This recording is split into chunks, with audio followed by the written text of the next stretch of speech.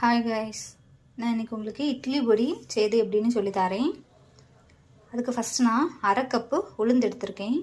இதை நம்ம லோ ஃப்ளேமில் வச்சு நல்லா வறுத்து எடுத்துக்கணும்.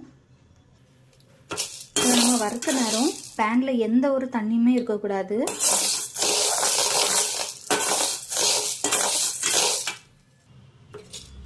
நல்லா ஒயிட் கலரில் இருந்த உளுந்து இந்த கலரில் மாறணும்.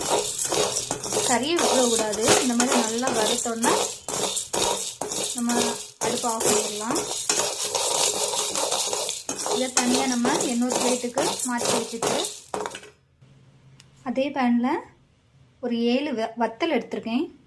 உங்கள் காரத்துக்கு ஏற்ற மாதிரி நீங்கள் வத்தலை கூட்டவோ குறைக்கவோ செஞ்சுக்கோங்க. நான் இப்போ 7 வத்தலை மீடியம் ஃப்ளேமில் வச்சு வறுக்க போகிறேன்.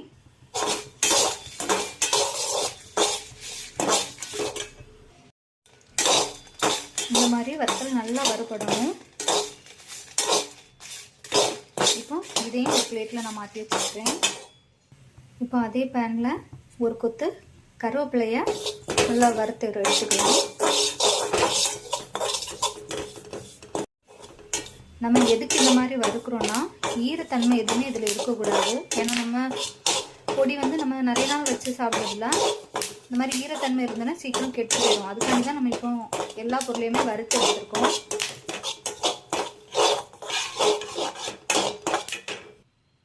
இந்த மாதிரி பொருளையும் வறுத்து எடுத்துக்கோங்க. அதுக்கு நம்ம கறியை விட்டுறக்கூடாது. இந்த மாதிரி கொஞ்சம் க்ரீனாக இருக்கணும், ஆனால் நல்லா வறுத்துருக்கணும். அதுக்கப்புறமா அதே பேனில் 2 ஸ்பூன் ஜீரகம், இதையும் நல்லா வறுத்து எடுக்கணும். வறுக்கணும் ஹை ஃப்ளேமில் வைக்கக்கூடாது. மீடியம் ஃப்ளேம் இல்லைன்னா லோ ஃப்ளேமில் வச்சே நல்லா வருங்க.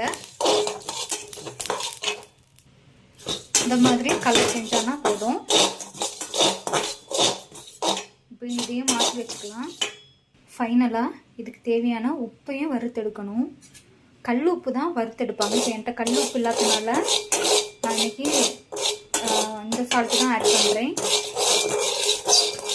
இதையும் நம்ம வறுத்து தான் போடணும். ஏன்னா இதில் ஈரப்பசப்பு இருக்கும், அதனால தான். நல்லா வருங்க.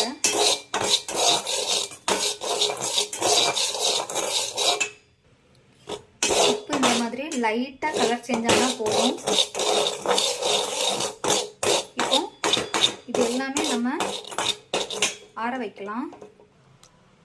நம்ம வறுத்தது எல்லாமே ஒரு தட்டில் தட்டி வச்சு நல்லா ஆறணும். ஆறினதுக்கு அப்புறமா தான் அரைக்கணும். நம்ம இதை தட்டி வைக்க நேரம் இந்த தட்டில் கூட ஈரப்பசப்பு இருக்கக்கூடாது. இது நல்லா ஆறினதுக்கு அப்புறமா மிக்சி ஜாரில் நமக்கு ஏற்ற மாதிரி நம்ம அரைச்சி வச்சுக்கலாம். இப்போ நல்லா பொடியாக அரைச்சோன்னா சிலவங்க நாசியில் அடிக்கணும்னு சொல்லுவாங்க சாப்பிட நேரம். அதனால அவங்க கொஞ்சம் பருக்க மாதிரியே வைப்பாங்க. ஆனால் எனக்கு பருக்க மாதிரி இருந்தால் பிடிக்காது. அதனால நான் நல்லா ஃபைன் பேஸ்ட்டாக அரைச்சிருவேன். இப்போ நல்லா ஆறியாச்சு. நான் அதை மிக்சி ஜாரில் கன்வெர்ட் பண்ணி நல்லா ஃபைன் பவுடராக அரைச்சி எடுத்துக்கலாம்.